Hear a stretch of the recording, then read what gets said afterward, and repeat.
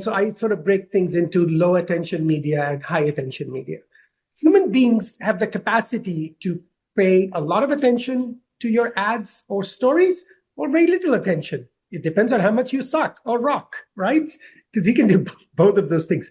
But then I say, for example, for Kate Spade, our brand, at the moment, we've got this creative that is solving for the purpose spark joy or spark something beautiful. I love the whole story around it.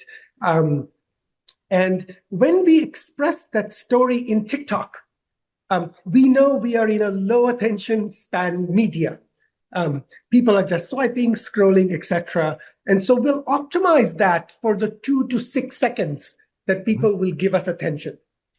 In this case, we're very interested in Gen Z, right? So we optimize for that. Now, let's say that same story I want to tell on CTV. I know I can get about 18 to 30 seconds of attention because it's a high attention media channel. It's going to be on a large screen. You're passively watching content, etc. I know I can get more attention. In which case, I'll express the story that unfolds in a sequence over 18 to 30 seconds, right? Or 60 seconds, whatever you buy. So I let the media plan in some ways dictate the creative expression of the story. It's the same story. You are listening to Power Marketing with Kevin Lee. Kevin and his agency Did It have helped thousands of businesses win through superior marketing, as have his books, articles, speaking engagements, and the E-Marketing Association Power Marketing Podcasts. Here's Kevin. Hi, I'm Kevin Lee with the E-Marketing Association. I wear a bunch of other hats as well, including running an agency and owning a brand. So obviously, insights, data, analytics are something that my team and I live and breathe all the time, but no one lives and breathes it like you do, Avinash. Thanks so much for joining me for a podcast. So let's start with what you're working on right now, because you've got several things that you seem to be working on concurrently, but what takes up most of your day these days? Yes. Oh, thank you. Lovely to be here, Kevin. Thank you for inviting me. I spend a bunch of my time as the Chief Strategy Officer at Human Made Machine, a wonderful company that focuses on creative pre-testing. It just comes from my obsession about brand marketing, and that 60-70% of brand marketing success is down to the creative. Not all the things I used to do with audience and geo and targeting and bidding and all that. It's the creative. So I love that I get to spend time on that. And then the other bunch of time I spend at Tapestry with the brands Kate Coach and Kate Spade, leading brand transformation and strategy with a wonderful team here that I'm a part of. That's great. Yeah, I mean, it's the big mantra, obviously, in advertising is, right message, right time, right audience, right? And if you screw the message up, even the best targeted media will fail. So if you sort of try to regress out, you're spending a whole lot of time in creative. Yeah. On the creative, given the fact that now AI will allow you to potentially hyper-personalize or use much smaller segments in your creative, do you find like one overarching creative can actually work against all the audiences, or do you feel like there's some balance in the perfect creative for different subsegments of audiences? Oh, it's such a great question. So one of the wonderful things about all things AI and the evolution inside Meta, TikTok, Google, our US ad platforms, but also the platforms I work in China, like Xiangshu and Douyin, etc., is that they have gotten really good at assessing a person's intent. And so I've sort of, over the last sort of decade, slowly stepped back from using the phrase audience. Instead, what I end up saying is identify the intent that you want to engage with. Sometimes it's commercial intent, sometimes it's weak or strong. Other times it's somebody who is already, like myself, a loyal Patagonia customer whose intent is to engage at the moment, in this moment today at 11 o'clock Eastern, with environmental stories. And Patagonia has those stories to tell me. So as AI has made understanding intent a lot better, I use this very simple framework called See, Think, Do, Care. And what it does is it breaks intent into different clusters. The first one, C, is all about brand purpose and storytelling, getting you closer to a brand, and which can be done by Salesforce or Louis Vuitton or Coach, doesn't really matter. Then there is weak commercial to engage with Think, standing out your products and categories. And then, of course, strong commercial intent, sell, sell, sell. And the last cluster is engaging in higher lifetime value, which is care. So what I tend to do now is say, what's the purpose that you're solving for? Owned, earned, or paid media, doesn't matter. And then step back and build creative for that purpose. So I find a creative that solves for C intent is very different from a creative that would solve for standout category or standout product. So at Coach, for example, for us, it's the craftsmanship and the leather and the really beautiful buckles and those things of super high quality. That's a very different story than saying, currently our campaign is Courage to be Real. And this campaign that allows for self-expression, it's a very different creative. So I do recommend to people, think about the intent you want to engage with at the other end. If it turns out a whole bunch of that intent is being expressed by Gen Z, power to them. If it's being expressed by super old people like me, power to us. But basically, find the intent that you want to engage with, and then let the audience and creative have a match instead of hard defining it up front.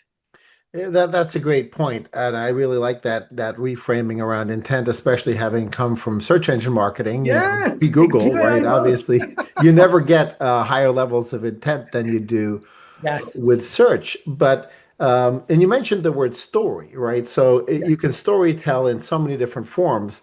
And trying to fit a story arc into static creative is very different than trying to fit, having the ability to use short form video, long form video, etc. So how do you recommend folks think about, matching intent and storytelling to the Yes. attention span essentially Ah, of the individual at those different stages? yes. Oh my goodness. Kevin, clearly you have been in this space for really long. No, Yes. brilliant, brilliant, brilliant. This is something people get wrong very often. So first, identify your purpose, then build creative for that purpose. Ideally, pre-test the creative. So you win before you spend. That's the problem that HMM solves, human-made machine, which is a lot of CMOs and others have their egos tied up in the creative. And you know what? Test it against your target audience, who you want the intent to match. Make sure that it is communicating to them, not just to yourself. Then sort of figure out, in partnership with your agency or in your internal team, what's the media in which the creative will live? And so I sort of break things into low attention media and high attention media. Human beings have the capacity to pay a lot of attention to your ads or stories, or very little attention. It depends on how much you suck or rock, right? Because you can do both of those things. But then I say, for example, for Kate Spade, our brand, at the moment, we've got this creative that is solving for the purpose spark joy, or spark something beautiful. I love the whole story around it. And when we express that story in TikTok, we know we are in a low attention span media. People are just swiping, scrolling, etc. And so we'll optimize that for the 2 to 6 seconds that people will give us attention. In this case, we're very interested in Gen Z, right? So we optimize for that. Now, let's say that same story I want to tell on CTV. I know I can get about 18 to 30 seconds of attention because it's a high attention media channel. It's going to be on a large screen. You're passively watching content, etc. I know I can get more attention. In which case, I'll express the story that unfolds in a sequence over 18 to 30 seconds, right? Or 60 seconds, whatever you buy. So I let the media plan in some ways dictate the creative expression of the story. It's the same story, but you have to make sure that you separate those low attention media channel versus high attention media channel. Yeah, by the way, young people, old people, children, mothers, fathers, they're in both places. It's really up to your media plan and make sure that the creative side, what is the worst crime I find hugely unprofitable. People say, oh, brand marketing sucks. It's because you made high attention creative, put it into a low attention media channel. Obviously, it's going to suck. Vice versa sucks too. So again, purpose, good story aligned to the purpose, creative pre-tested, and then let the media channel dictate the story you're going to tell. Which is why I sort of I actively champion the role of the media agency, the media team, in having a role in the creative brief all the way up front, and say, hey, the stories your creative team is building, help them understand where they're going to live, so that the creative team then gets all of its creative juices flowing in order to actually make sure it's going to work at the end. Does that make sense, Kevin, in your experience? Absolutely. No, 100% agree. It's the reason Did It made 11 acquisitions to become full service, right? Yeah. Because social media was the catalyst where, you had to have both sides resonating in particular. I mean, certainly display media before that, and of course video as well. But we felt like this disconnect between the teams doing the creative and the teams doing the media planning and buying and all those sort of data-driven things needed to be broken down. But this brings to mind another sort of interesting dynamic, which is many brands are having a lot of success with influencers. And the brand teams and the CMOs and the agency creative officers needed to get comfortable with, to some extent, handing some level of creative control to the influencer, because the influencer knows their audience the best, and Yes. the authenticity needed to shine through. So how do you combine the constructs which you just described, which is okay, the agency and with some AI and this pre-testing, we're able to sort of really craft a narrative. But now you don't want the influencer won't take pre-crafted narrative, but will potentially Yes. take bullet points. So how do you then work with the influencer and say, no, we've got a very strong science-based intuition about this is what's going to work. How is that working out? Yes. So this is really great, and it's more complex than people realize. So, for example, there is extraordinary amount of data if you've done any advertising on TikTok or YouTube Shorts that ads suck on those channels. And by the way, in our creative pre-testing at HMM, we're able to test the average time to swipe or skip. And so we're like, oh, we pre-tested your ads. And if we don't force people to watch them fully in their natural environment, the average time to skip is 1.2 seconds, 1.8 seconds, or whatever the number turns out to be. So there's a lot of data, brand lift studies you can get from YouTube as well as TikTok. By the way, also Meta, Reels, etc. Short attention span media, ads really don't work.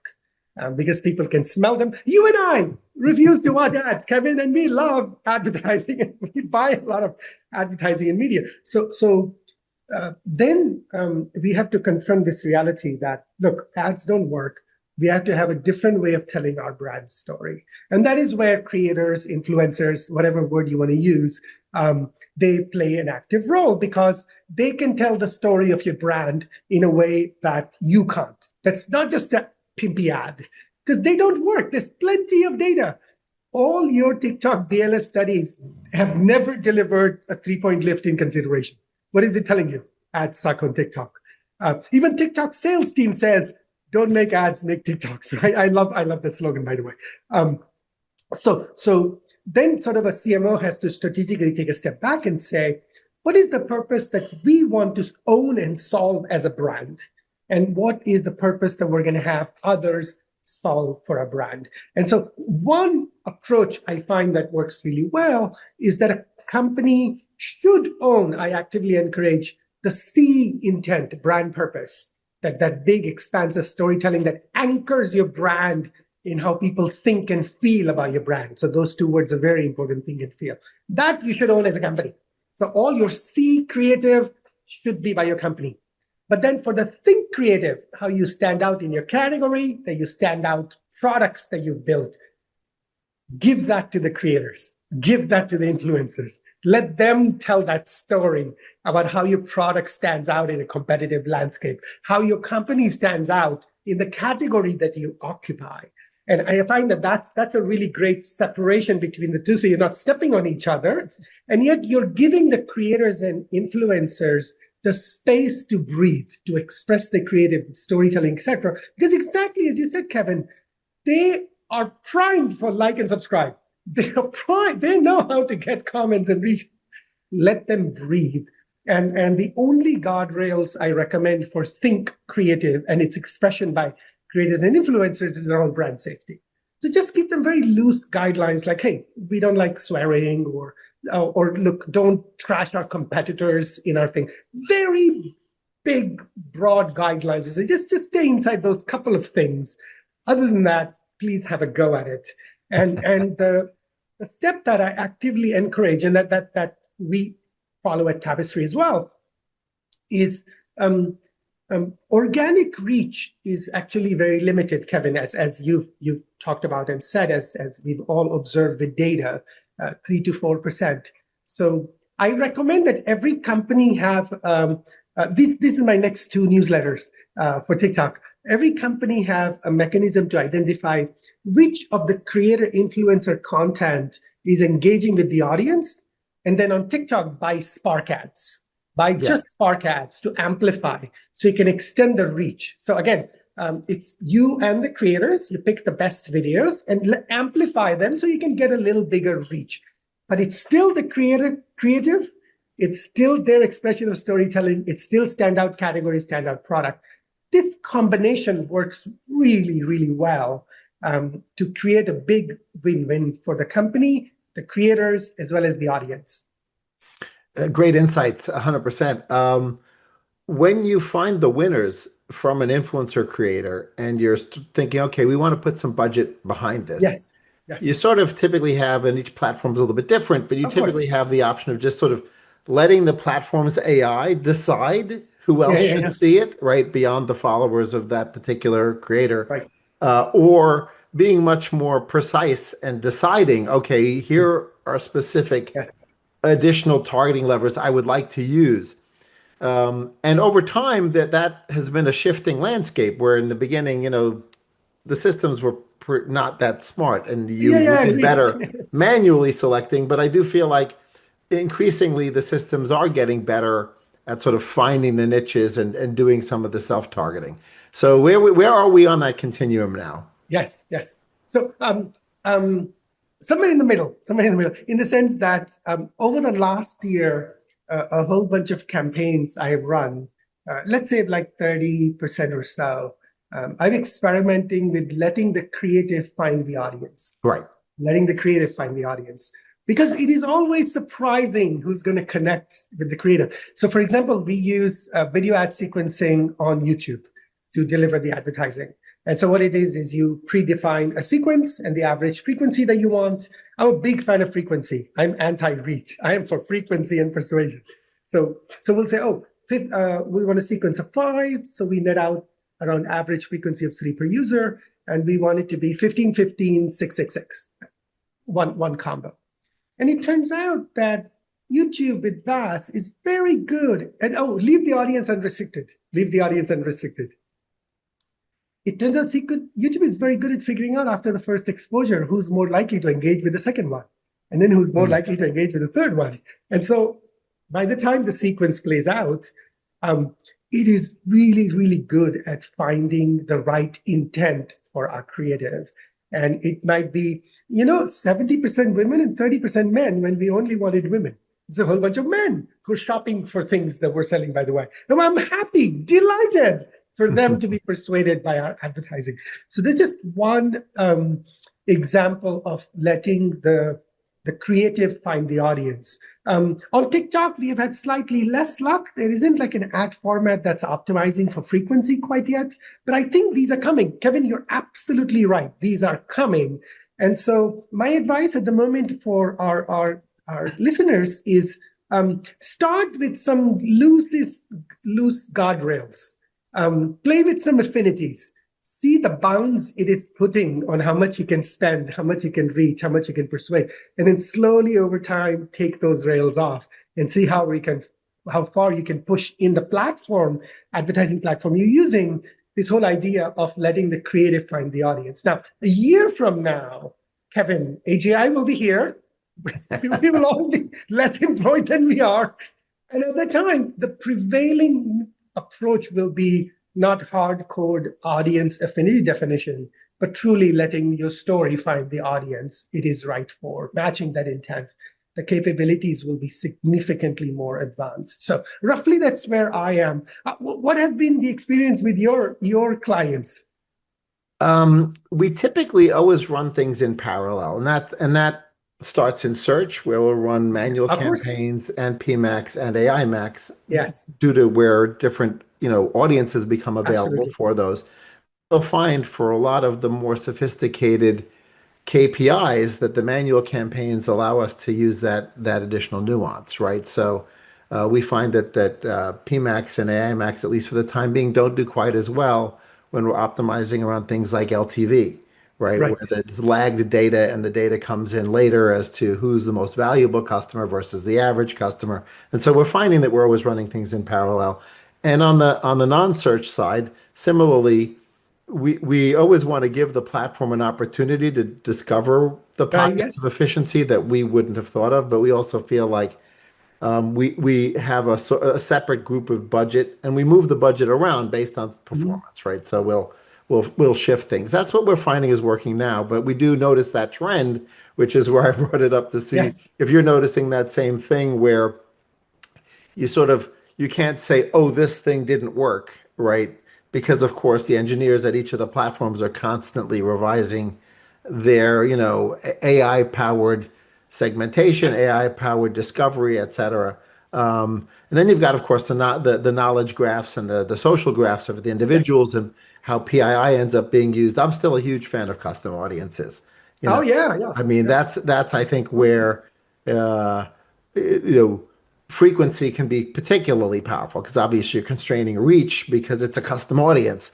But Yes. when you start to know what your top quartile and decile of your customer are, you can really, and if you don't think you have 100% share of wallet, that's where you can really, I think, work wonders. So I'm not sure if that resonates with you.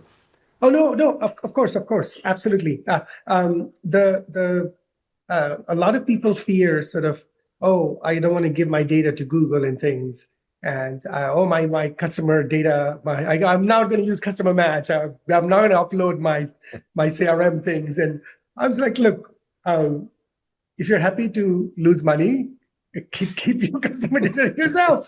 If you really want to grow and grow at a non-normal pace, then you gotta get over that a little bit.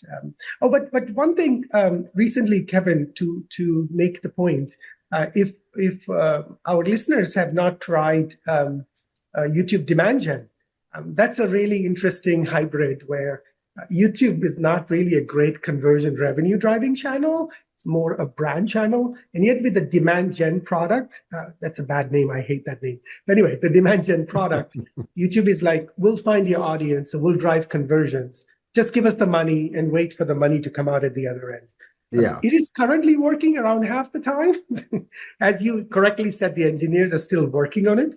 But Yeah. if somebody wants to experiment with using AI to find the audiences, deliver the right creative, and hold it account for ROAS, right? ROI, the YouTube demand gen might be something to put a little bit of money, experiment with it, because it's at the very edge of what YouTube is trying to do with AI and finding the right audience for you. Your creative is still insanely important to get right. But other than that, the other piece is it's sort of fascinating to just experimenting with if people haven't done that. I feel like I work for Google and selling Google. Well, well, I mean, there was a period of time, That obviously you was the did. one. Yeah.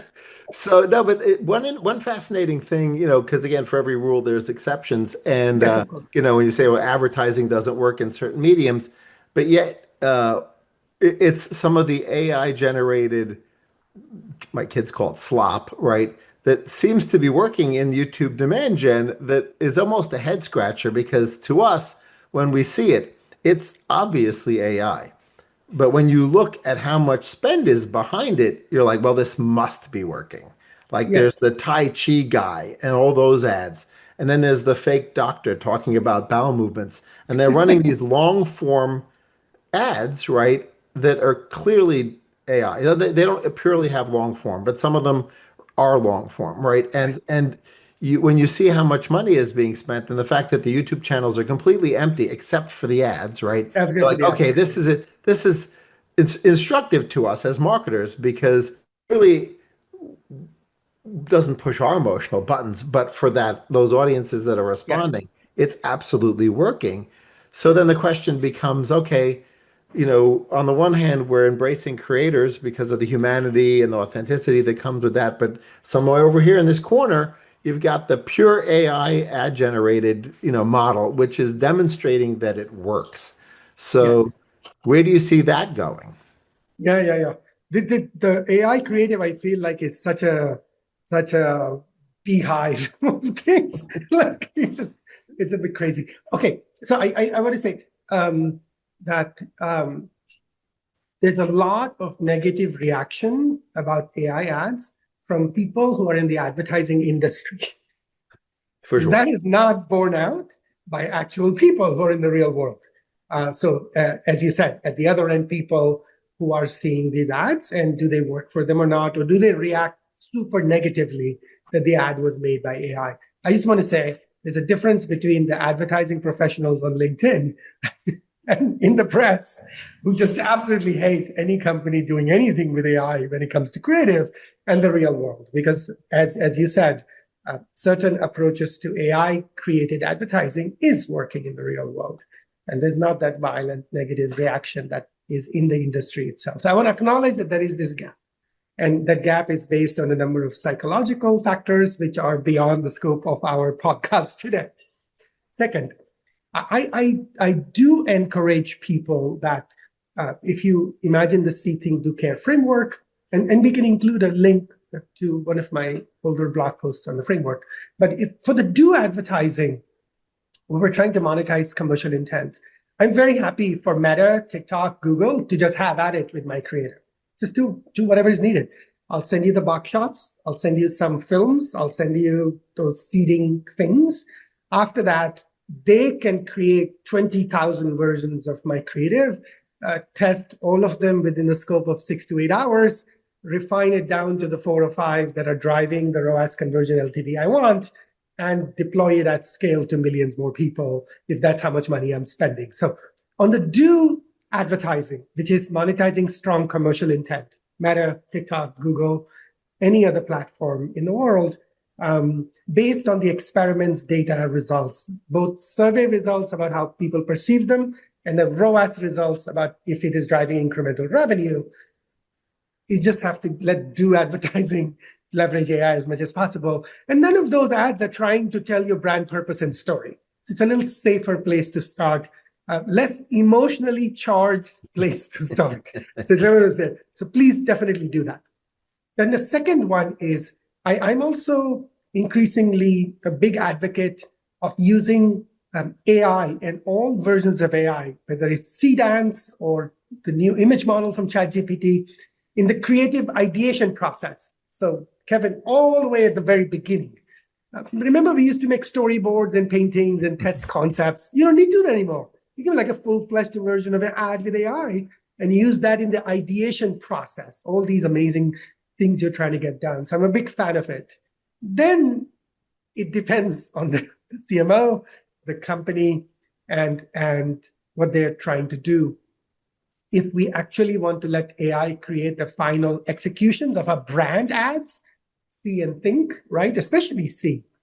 And is there a comfort level at the company to step into this space where it will maybe more effective at driving brand lift, more effective at driving conversions? But you as a company are not emotionally ready to let AI have at your C ads in particular, your C stories, brand purpose. And that I if the CMO is open to it, I actively believe in experimentation, because I think I can safely say both you and I can see ads all being produced by AI a year from now, 2 years from now. It doesn't matter. You put a time horizon, we're going there. If the company is ready, I'm happy to contribute to stewarding that creative strategy slowly, thoughtfully, methodically in place, especially for C. And if they're not ready, it's okay.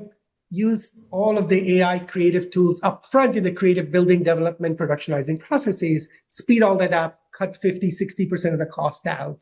And maybe that's a good way to start with AI and creative. So it's a slightly long and complicated answer, Kevin, but it's such a complex topic that is, I find at least, very emotionally charged for a whole bunch of companies. Yeah, I mean, in the end, obviously, I find that in the same way that different brands got comfortable with Yeah. creator-led creative Oh, because yes. they're used to a command and control methodology. The laggards in that they got off of their butts because a competitor of theirs crushed it in a way that was very demonstrable. They really moved the needle through use of those. And I feel like probably the same thing will happen here, right? Yes. Some of the laggards will wait until they're getting their lunch eaten, and then they'll be okay, I guess it's I got time for us to move, right? And so every brand will come to that epiphany at a different point, either when it's a little bit late or they'll be the early adopters. I Yes. think the super early adopters are doing some cringy stuff, but they're also doing some pretty amazing things, and it'll just the agency community will have to be a little less, emotionally sensitive about owning creative in the same way with AI as they were with human creators, right? And I sort of feel like that's going to be an Oh no, evolution for absolutely. sure. Absolutely. And ironically, Kevin, the driver of change I sense is going to be the CFO.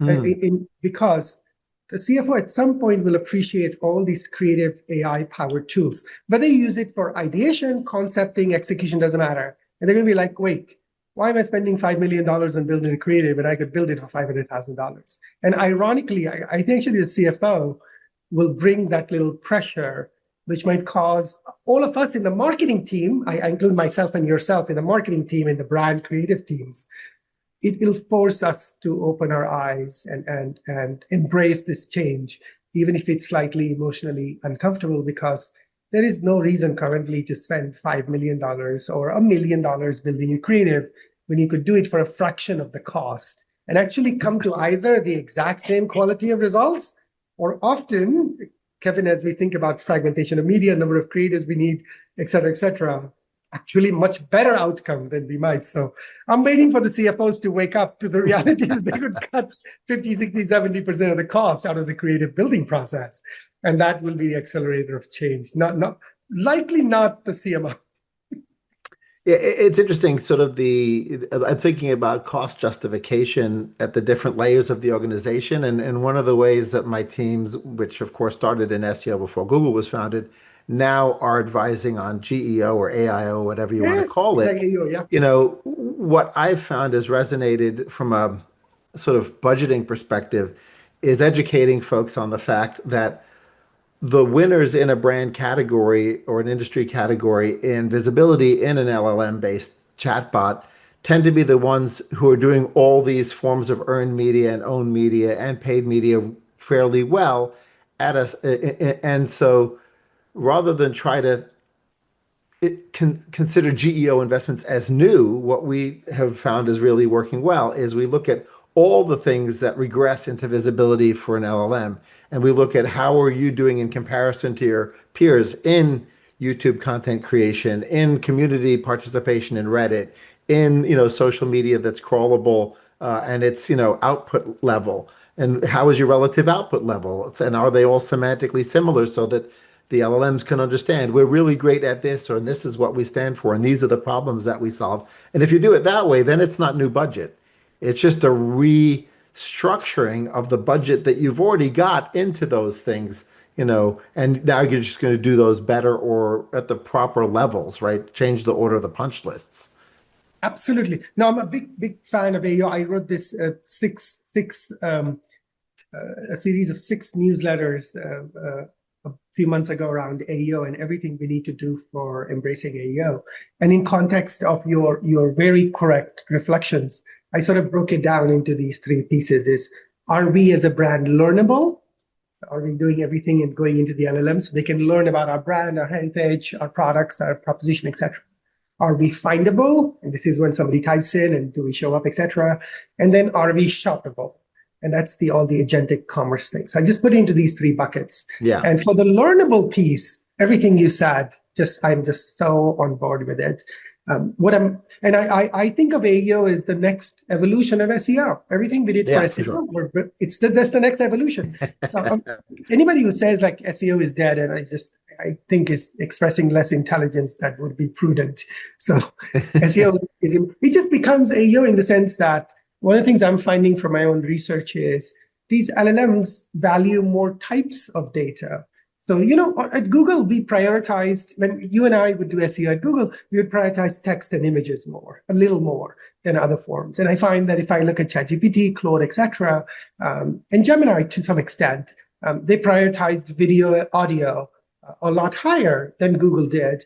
Although Google, of course, absolutely indexes video, audio too. So video. So I say video, audio, text, images. So like a rough little priority. Now, video, audio are very new skills for lots of companies to layer on top of their SEO strategies. But still, with the same mindset, are we learnable? SEO is all about being learnable, right? And then findable. So I'm sort of nudging the companies to ensure that they are embracing video, audio, text, and images, not just our old Google, where we were very much centered on text a lot, which, by the way, still important.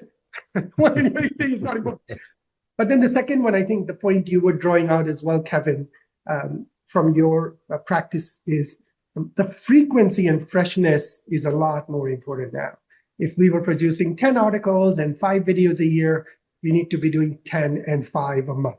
If we're doing 10 or 5 a month, we need to do 10 or 5 every 2 weeks. So with every evolution of the LLM, and we're using analytics from a company called Evertune, a company that does AEO analytics. As I analyze the different models, I'm finding that freshness is more important than Google. Not that it wasn't with Google. So a company's ability to produce more content than video and audio, in addition to images and text. This is what is our next generation SEO, if you will. We call it AEO, all good. But it's building upon the strong foundations of a SEO, all of which remain important. I can't think of a single principle we had in SEO. I'm like, oh, this one's dead. No, they remain super goddamn important. Sorry for swearing. Then we're building on top of it for these answer engines who do behave and learn in a very different way. And that includes, of course, Gemini, compared to what I call old Google, So I absolutely support the observations that you made. Yeah, and I think, when I've noticed the importance of the other formats, video and audio in particular, one of the hypotheses that my team and I came up with is the chances of authenticity are slightly higher there. Oh, right? Goodness. So we think that, not only are they an untapped source of knowledge and information that the LLMs want to have in there, but at least for the time being, there's a slightly greater chance that it was authentic because it was human generated, and 100%. The phrase I used in my AEO newsletter series is you have to make content that is AI resistant.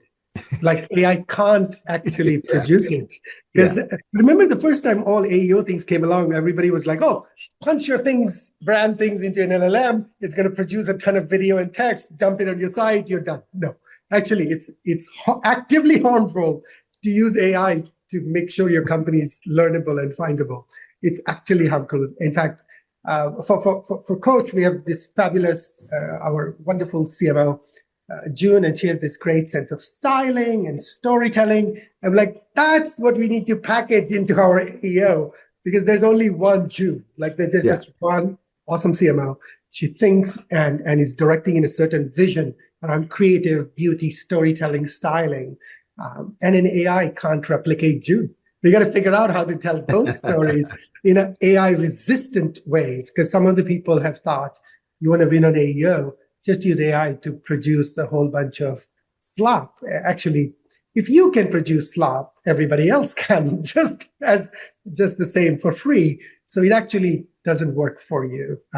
So I wanted to emphasize this point around being almost AI resistant in your content. It's content that an AI cannot produce. It's high bar, it takes time and effort, but it is very resilient in making your company learnable and findable. For sure. Any final thoughts, stuff we should have covered but didn't cover in our conversation? No, I mean you started with analytics, and so maybe I'll just put a small plug for our mutual passion for data and measurements. I'll just say sort of two things. Um, because increasingly ad platforms are becoming black boxes, all our previous metrics and reports we used to use that are all these vanity stuff, I call them activity metrics. Hmm. Basically, we used to report a lot about what's happening in the systems. And we're slowly losing control of the systems. They're becoming black boxes. I am totally good with that. So we need to make sure agencies, companies are shifting to outcome metrics. So you mentioned lifetime value, you mentioned conversion, revenue, profits. Those are the things that your agency needs to lead with, your internal teams need to lead with. Kill your activity metrics because it's stopping you from jumping on what is a profitable bandwagon. So one is the shift from activity metrics to outcome metrics. And then the other one is just my undying passion over the last decade of using incrementality to measure success. So, we all used last click, then we all used multi-touch attribution. It's good. But incrementality is the thing that needs to be truly embraced in an AI world because it really answers the question, what would happen if I did no marketing? What would happen if I did no ads on Google? What would happen if I did not buy any brand ads on Google? That's different questions. But this whole idea around letting go of some of our last click attribution and jumping to incrementality, I find it to be a CFO proof way to prove that marketing is adding value. So just those two thoughts. One, embrace outcome metrics. Second, embrace incrementality methodology when you analyze outcome metrics. That I find is a fantastic way to earn the CFO's love, which, by the way, is the path for your CMO to get unlimited budget. So I solve for the CFO. That's an amazing point. And, a lot of folks feel like, and some of them potentially watching and listening may feel like, well, I'm too small of a brand to measure incrementality. But, I guess the point I would make, and hopefully you agree, is that even a small spender can do geo testing or longitudinal testing to Yeah, get a yeah, good sense of whether or not something is incremental or not. And they exactly. don't need to be a full media mix model with millions of Oh, dollars absolutely. worth of spend. Oh, no, no, no. In Google, the platform you and I use a lot, and Meta, the platform you and I use a lot, they have these things called conversion lift studies, CLS. And they're built into the platform. You get them for free.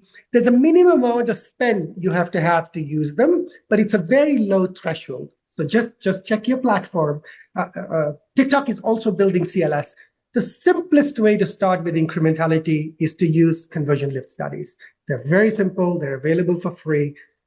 Above a little minimum, which is quite a low amount of spend required. Start with CLS. Don't worry about MMMs. Don't worry about those things.